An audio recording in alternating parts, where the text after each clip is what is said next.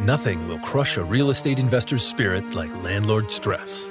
The difference between being successful and miserable in managing properties is education. Welcome to Landlord University, where landlords learn. Landlord University is recorded from inside the RentPrep office, where Stephen White and Jeff Pearson share the lessons learned from working with some of the most successful landlords. Welcome to Landlord University Night School. I'm Jeff Pearson. I'm here with my co-host Stephen White. Hello, Stephen. How are you doing this evening? Hey, good, Jeff. I get probably 100 emails a day, and one of the emails I got this morning was a newsletter from BiggerPockets, which I subscribe to, and they were celebrating their 10th anniversary. So congratulations to them. I know that Yes. in this niche, this community of landlords and real estate investors, BiggerPockets is a huge part of it for a lot of people. They've grown into a really big community, and there's a lot of great sharing that goes on there. So I'm sure most people are familiar with them, but if you're not, be sure check them out for sure. Yeah, I believe that's BiggerPockets.com. Of course, yep. And so one of the things that comes up often, and it was also mentioned in the BiggerPockets newsletter and celebrating their 10th anniversary. They were mentioning one of the great things to come out of BiggerPockets in the past 10 years has been a lot of BiggerPockets meetups, so local meetups. Not everyone traveling to the headquarters of BiggerPockets, but people in different areas, geographic areas that get together and reach out to each other on the BiggerPockets site, the community site, and they end up having a local meetup. I've been a part of a couple of them, and you put your information into your BiggerPockets profile, and people could see where you're from, and so you might end up having somebody reach out and say, "Hey, we're having a meetup in Chicago or San Jose or Buffalo, New York, wherever it is," and you can choose to go. And the meetups are a lot like real estate investor meetings or landlord association meetings. So I had a question from somebody yesterday that was asking, somebody that I met actually through the podcast, and they were asking if the BiggerPocket meetups were worth their time, if they were the same as the Real Estate Investors Association meetings or the same as a landlord association meeting. So I thought we could go over my experience at a BiggerPockets meetup and give you a comparison of what the difference is between that and any of the other association meetings you might stumble across. That sounds good.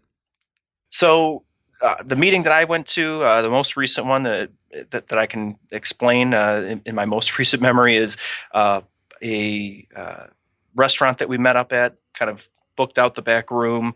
We had about 20 people show up, I'll say. Half of them were there because they were active on BiggerPockets. The other half were there because they knew the person who was active on BiggerPockets and shared the invite with them. But what was interesting was when you got to the meetup, it was a much more private setting versus a real estate association meeting where I guess you could say it's usually a little bit more formal. You walk in, you pay whatever entrance fee at the door. If you're a guest or a visitor, if you want to join, you usually pay for your membership right then and there, and they give you a discount on that day's visit or whatever. But there's usually some sort of transaction involved. In the BiggerPockets meetups, they're free. At least the one that I have gone to, they don't charge anything. They're just like-minded people looking to get together. And I think that's the biggest difference when you get to them is you're really meeting with like-minded people who are aggressively seeking information versus at the landlord association meetings and landlord or real estate investors association meetings. Sometimes you get kind of a mix of people. Some are aggressively looking for information, and the others are just looking for a reason to get out of the house on the third Tuesday of every month for some free wings and beer. So, I think that you have a different mentality in the BiggerPockets meetups. I think these people are, hungry for information, eager to share information, and the networking seems to be a bit more valuable as well. Well, I would think because of what the BiggerPockets community already is, it is a community. It's people who are actively engaged in exchanging information. And very often they've already been exchanging information online, and they're just taking this to real life. And so when you get that type of people together, and we've experienced this with masterminds that we've been involved with, when you take this group of people that have already exchanged information online, what they're doing in real life is just getting a chance to meet those people and really cement those relationships. And then they take it back, and it just makes it that much more valuable when they're exchanging information online. Yeah, and I think that there's also a certain level of accountability, right? I mean, Yes. when you have this online persona and profile and ability for people to reach out to you directly or mention your name for hundreds of others to see or thousands of others to see, there's that element of being responsible for advice that you're giving, or making sure that you're actively involved, or just trying to take a good part of it, rather than being the wallflower or sitting on the backside, or somebody who may not be giving out some of the best advice either. I think there's a certain amount of credibility that goes along with it, because people, they want to preserve a good name in that community. Now, in your experience, were those specific to investing or landlord, or was it just rather broad in general?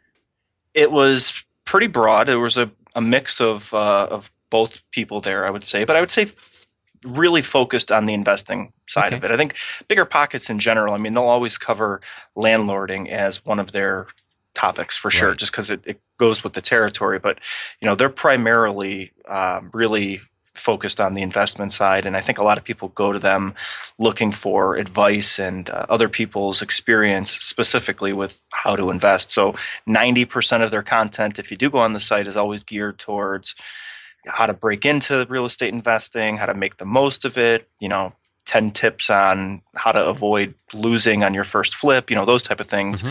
And then you'll find the occasional, topic on how to be a better landlord or something like that sprinkled in there. And, of course, if you're an investor, you're probably doing some buy and hold, or if you're interested in investing, you're going to run across the buy and hold situation, I'm sure, at some point. So, like I said, the landlords will always pop up and show themselves. And so the meeting that I was at definitely had a good mix of both. Right. So it's important for people that are listeners of Landlord University to understand, if you're going to BiggerPockets as maybe an alternative to a landlord association, it might not be as geared specifically towards landlord topics, but there's certainly going to be some people with a lot of good information, and you just have to be prepared for that.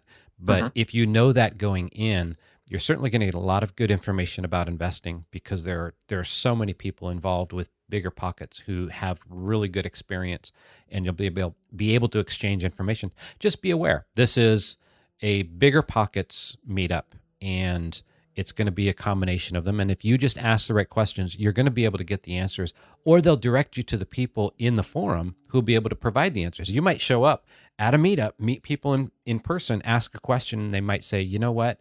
We don't know that, but this person in the forum, they know it. They are amazing at this. They're in our state, and this is the person to talk to. You've Right. gotten your question answered, and even though it didn't happen right there at the meetup, you've established those relationships, and then you can go back and let people know, hey, I did this meetup. It was great. I got to meet these people, and even though nobody at that meeting had my answer, they steered me to the right person, and I got the perfect answer. I've solved my problem. It was great. And I think another thing to, just to kind of build off of exactly what you just said, was that you'll find that there really is no agenda. There's no underlying buy this, or I know BiggerPockets talks a lot of times about the guru, which I feel like is just about dead in this Mhm. niche. I think that the freedom of information that's available out there nowadays online, I don't think that gurus have the same presence that they once did a few years ago. But even when you go to a real estate association or even a landlord association, a lot of times they're pushing an agenda that you may or may not support. Mhm. A lot of times they're dealing with municipal ordinances, or they're getting into the politics, and a lot of them do a certain amount of lobbying as well. And like I said, it may not be a bad thing, because hopefully they're advocating for you as a landlord. But it is sort of refreshing to go to a meetup, meet like-minded people, and there be no agenda behind it other than we're here to talk about stuff that we're all interested in. And, nobody's trying to sell anybody anything or join anything or pay out anything. And it was very much like a very informal, friendly meetup. Like I mentioned, it was at the back of a restaurant. Everybody ordered food. The bill was separate. There wasn't any put money in the kitty type of a thing. It was very independent, do your own thing and be comfortable there. So, I would say if you have any apprehension about going, just know that it's probably going to be a more comfortable setting than most associations. I think in a lot of times you go to an association, you're not sure, you know, what the rules are, how much it's going to cost, or, you don't have a lot of information on showing up. In this case, this is really no different than, showing up for, like a networking meeting or something Right. like that. Group of friends getting together to talk. And even though you've never met them before, it's like you say, it's going to be pretty casual. And that's a great way, especially for people who haven't done any in-person things like association meetings. This is a good way to get started. Yeah. You get a chance to meet other people. And I think you're going to tend to have people who are a little more technologically savvy, Yep. as opposed to some of the people that are going to some of these association meetings who have been around forever, to put it politely. Mm-hmm. And, they're kind of set in their ways in everything that they do. They don't play with computers much. And maybe the type of people who are listening to this are a little more technologically savvy, and we'd be more interested in meeting other like-minded people. And I would tend to expect you to get that type of person from a BiggerPockets meetup than from an association meeting. The thing with association meetings, and you mentioned it, is when they start dealing with municipal codes and all of that legal type of stuff, that stuff's important as well for us as landlords, because we need to be sure that we're abreast of the goings on at City Hall and in their state legislatures. And the associations can really help with those kinds of things, in addition to the opportunity to meet other people. But I think that, to me, is their higher purpose and why it's important to me to be involved in the association meetings. But when it comes to BiggerPockets, I think that's a really good place to exchange information, make contacts in your local community that are on the same page as you. And, congratulations to BiggerPockets for making it 10 years. That is amazing. And what they've built is a phenomenal community. And it's great to see that they're continuing to go strong. For sure. And a good brand. I think they'll be around a while. And, they know how to innovate. I've seen them do a lot of good things over the past just year. And, they're always on the cutting edge. And so they're not going anywhere anytime soon. So, they'll be around a while. And I think that the meetups are going to be something that catches on in more markets. And, I think that as people get more and more interested in investing, which there's clearly a huge, huge market out there for it, you're going to hear more and more about it. So, go on, jump on a BiggerPockets, find people in your area. That's how people reached out to me. I was literally just included in a kind of this group message, or somebody may have even posted, are you from the Western New York area type of a thing. And just like anything, whether it be an association or a mastermind, you really get out of something what you put into it. So you got to show up. You got to go to the meetings. You got to participate online if that's what you're doing in the forums or whatever. But you'll get something out of it. If you put something into it, you'll definitely reap the rewards of it. Yes, exactly. And if you go on to BiggerPockets and you search for a meetup in your area and you don't see one, you can put a message out saying, hey, I would be interested in doing one. Is there anybody else interested? And odds are you'll be able to get one set up in relatively short order, because they have a lot of users. And certainly within the United States, they have most of the communities covered with people that would be able to do a meetup. Yeah, it doesn't have to be like a sanctioned type of a thing. That's what's nice about it too, is it's not sponsored by BiggerPockets. There's no BiggerPockets banner when you walk in.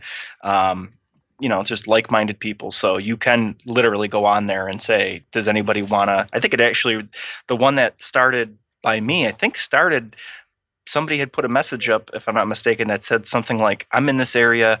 Who wants to meet at Chili's for lunch today, or whatever it was. Perfect. Yeah, right. And it sort of just snowballed into, let's actually organize this into like a monthly meeting, and whoever wants to go. And, they had a good turnout. And so it just kept on going. But yeah, it could literally start just as easy as that. Even if you just want to meet up with somebody or a couple of people and, brainstorm, kick around ideas, ask questions. This is the community to do it in. Wonderful. Well, great. Thanks, Stephen. I look forward to talking with you tomorrow evening. All right. Great. Thanks, Jeff. Thanks for listening to Landlord University, and remember to visit rentprep.com/landlordu to see show notes and access free resources like forms and guides. And be sure to check out Jeff Pearson hosting his own hit podcast at thementorimpact.com.